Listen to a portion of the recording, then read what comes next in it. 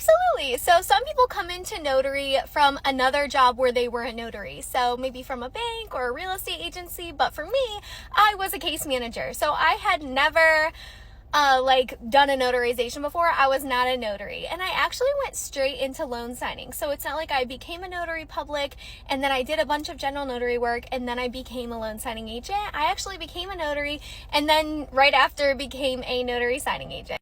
The main signings that I was doing when I first got started were refinances, HELOCs, and loan modifications.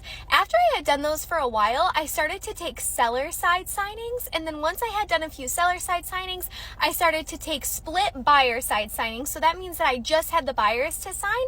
So I was doing refinances, HELOCs, which is a home equity line of credit, loan modifications. I was doing split buyer and seller side signings, and then after I had been a loan signing agent for around a year, I got additional purchase training. I got my purchase training from a mentor who works for a signing service that I was working for. You can get purchase training a lot of different places. It doesn't have to be from me. It doesn't have to be from her. It doesn't have to be from any specific place. But doing a full purchase is different from a closing that is like out of office, where it's like a split buyer or seller side, like where you have just a seller and you're signing like at their house or at a restaurant, or you have just a buyer. So it is a lot of the time different when you have both the buyer and seller at the title company. You have both their realtors there. Sometimes the loan officer is there. And so it's just nice to have that little bit of additional training.